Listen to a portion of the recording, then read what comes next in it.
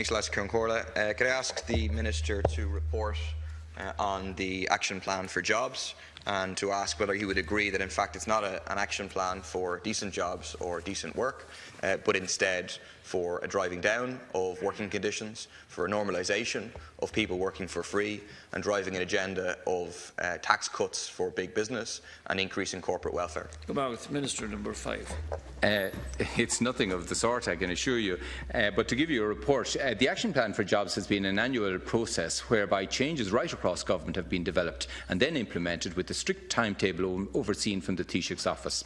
The focus of the actions is to achieve key targets, principally getting 100,000 people back at work and improving the business environment for growing strong enterprises. It is focused on 3 main areas: programmes that have made it easier for enterprises to establish and grow jobs, sectors that can be successfully developed, and measures that allow Irish business compete more successfully.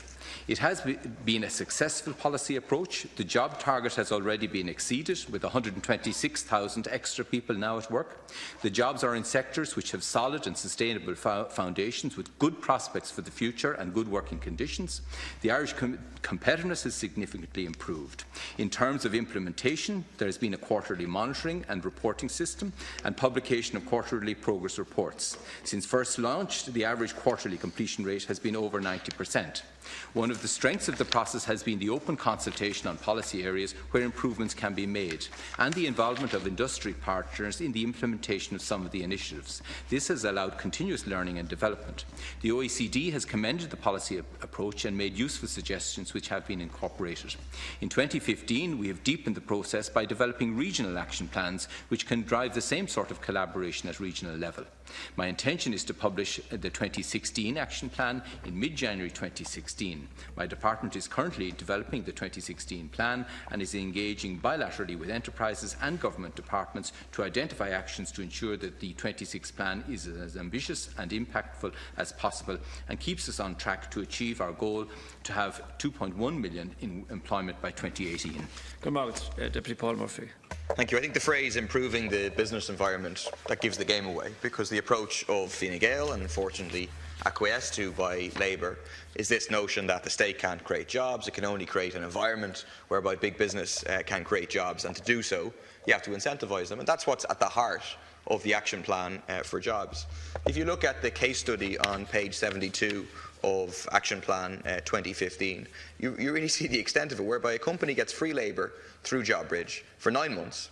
Then they hire the same intern through Jobs Plus, get an additional €10,000 from the state. From the employer's point of view, the pretence of training usually associated with the schemes is dropped, and she freely admits that JobBridge and Jobs Plus are now the backbone of my growing business. In reality, a transfer of wealth from the taxpayer to an employer.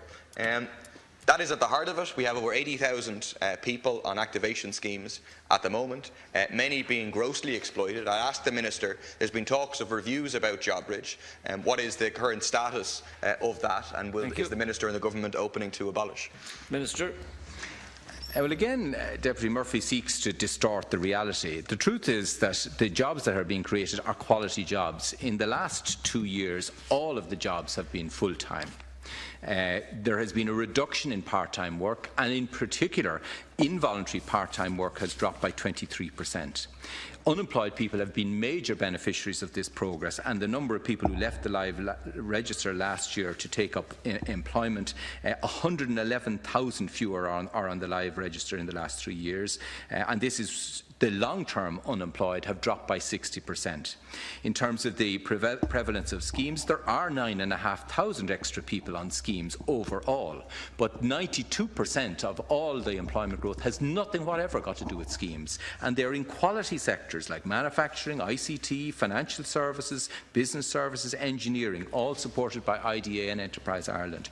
They're in good sectors with sustainable future, and we're also seeing a recovery in employment in construction, another sector where there are good pay rates and good conditions. So the Deputy, I think, seeks to distort the reality just to fit his own view of the world. Thank you. Deputy Paul Murphy. Let me tell the Minister about some reality.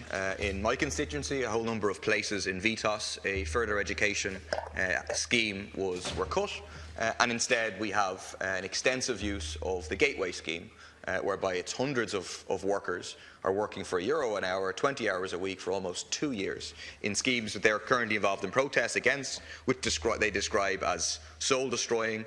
The morale of the group is really down. People are treating it like a prison sentence at this stage because they're simply doing work that is meaningless and they don't feel valued for it. That's what faces ordinary people, and what faces the corporations through the Action Plan for Jobs and the general approach of the government is not paying any tax between Starbucks, Apple, Google, etc.